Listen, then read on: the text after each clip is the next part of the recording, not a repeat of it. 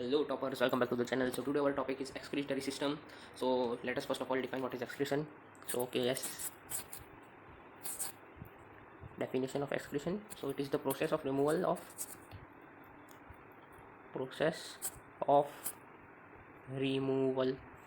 of waste products from the body. Okay, so what kind of waste products are we talking about? So mainly it is composed of nitrogenous waste. Okay, nitrogenous waste. I hope you have your NCERT and your notes. Please keep making notes. So okay, it's nitrogenous waste. And what are the examples of nitrogenous waste? Yes, it is urea and uric acid. Okay, ammonia is also an example. So ammonia, urea, and uric acid. Okay, so these are the examples of the nitrogenous waste. Now, what is the mechanism or what is the excretory system of our human consist of? Okay, so let us go for the excretory system.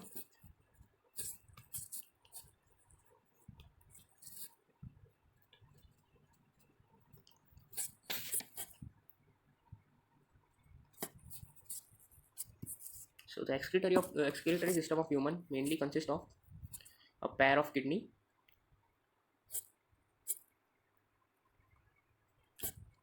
pair of ureters, a urinary bladder,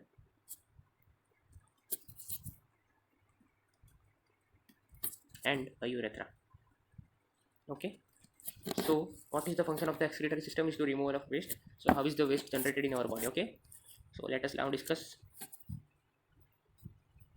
waste generation. So waste is generated by various metabolic processes, and the cell will dispose the waste into the lymph. I have described the structure of lymphatic system in the circulatory system. So please go step by step. If you have not watched the circulatory system, please do watch the circulatory system and then start watching the excretory system. Okay, so now from the lymph it will enter into the veins, and from the veins it will go to the heart, from the heart through the arteries it will go to kidney. So the function of the kidney is to filter out the blood and remove the waste particles. Okay, so now it will go to the kidney and kidney will filter it out. Now what is the ultrastructure of the kidney, or what is the mechanism inside the kidney that it can efficiently filter out our blood? Okay, so let us suppose that this bean shaped is our kidney. Okay, so this comes out the ureter. Okay, now inside the kidney we have these triangular structures. Okay, and these triangular structures consist of renal medulla. Okay, renal medulla, and outside this the remaining portion,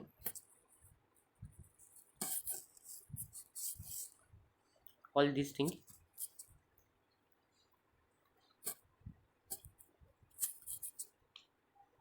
okay, so this is our renal cortex. Now if we zoom inside this medulla, then we will find certain tube like structures which are embedded inside it, just like this, and this is the basic functional unit of the kidney. They go deep into the renal medulla and come back into the cortex. Okay, they go deep into the medulla and come back out into the cortex. Now what are these structures known as? These are actually the functional unit of our kidney, and these are the nephron. These are called as the nephron. Okay, so let us write it.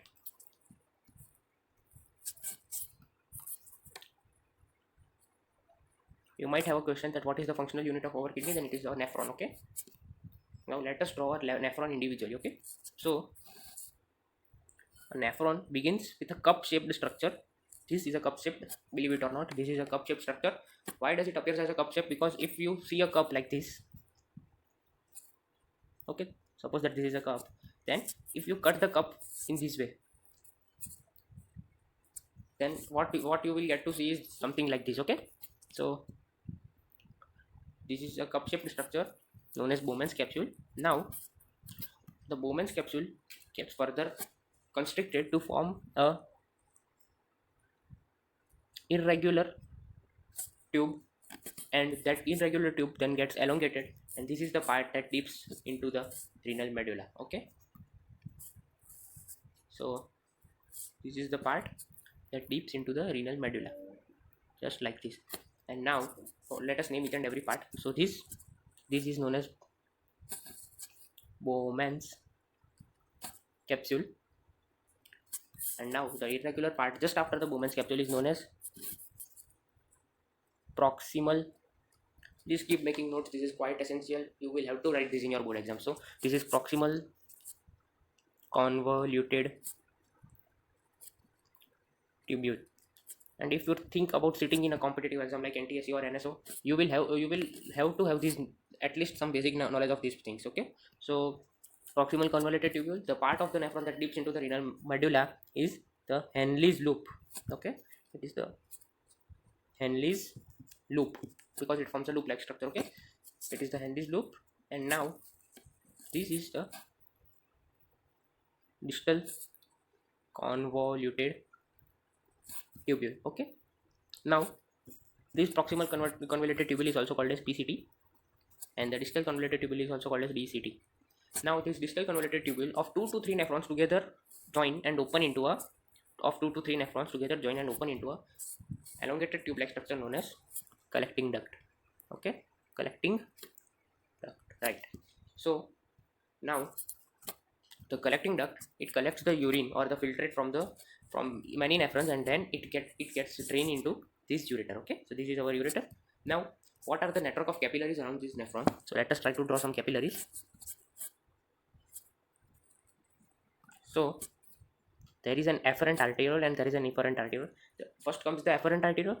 It gets coiled inside this cup-shaped structure known as Bowman's capsule, and then it exits out by the name of efferent arteriole. Now the story is not over. The efferent arteriole will accompany the proximal convoluted tubule, the Henle's loop, and the distal convoluted tubule, and then it will go back and will form the renal vein. So let us label each and every part. So this is the afferent arteriole,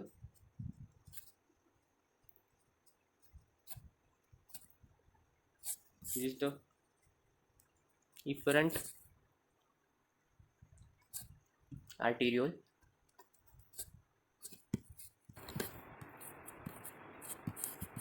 and now after accompanying the whole nephron, it will together get merged into the renal vein. Okay, so what is the function? So now what happens that when the blood comes inside the afferent arteriole and inside the Bowman's capsule, it is under tremendous pressure. So due to this tremendous pressure, and since it is a type of capillary, the blood and the components of blood gets filtered and enter into the Bowman's capsule. Okay, so it will enter into the Bowman's capsule. Now from the Bowman's capsule, the blood will pass on to the proximal convoluted tubule. Now what happens in the proximal convoluted tubule is that maximum amount of thing that has been filtered out over here, it will get regained back inside this accompanying artery. So what happens in this proximal convoluted tubule, and what is the main function of the proximal convoluted tubule, is that maximum amount of water resorption. So maximum water resorption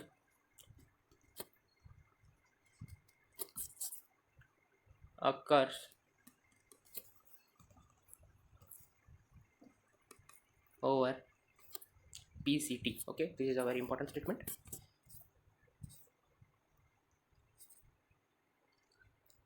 So maximum water resorption occurs over PCT. Now what happens in the Henle's loop and in the distal convoluted tubule is quite extensive and not required at your level. So what is the function of proximal convoluted tubule is no doubt important. That maximum amount of resorption of whatever has been filtered occurs at proximal convoluted tubule. Now for the knowledge, for the sake of knowledge, it is important to know that about 180 liters of blood, 180 liters of blood gets filtered daily, but we only pass about 1 to 2 liters of urine. So what happens to the other remaining 178 or 179 liters of the blood? It gets reabsorbed right over here. So here we come to know that the function of proximal convoluted tubule is quite essential for our body. Okay. So now, since we have discussed that what amount of urine has been produced and what amount of filtration has been occurred, so now we will go for the discussion of plants. Okay.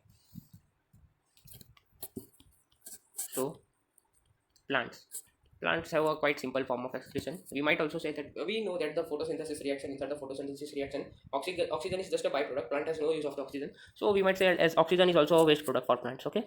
So oxygen is just transpirated. It is just released. So oxygen is a waste product. What else is a waste product for the plant? Some amount of water is also transpirated. Okay.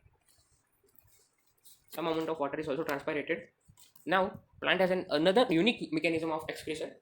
Most of the tissues of the plant occur as a dead tissue. So what will plant do? That it will shed off much of its excretory substance as dead leaves or dry leaves. Okay, dry leaves is also a form of excretion. What else? Then the cells of the plants has certain vacuoles. So vacuoles is also a form of excretion.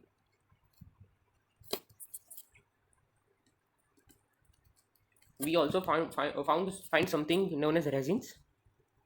We also find something resins and gums.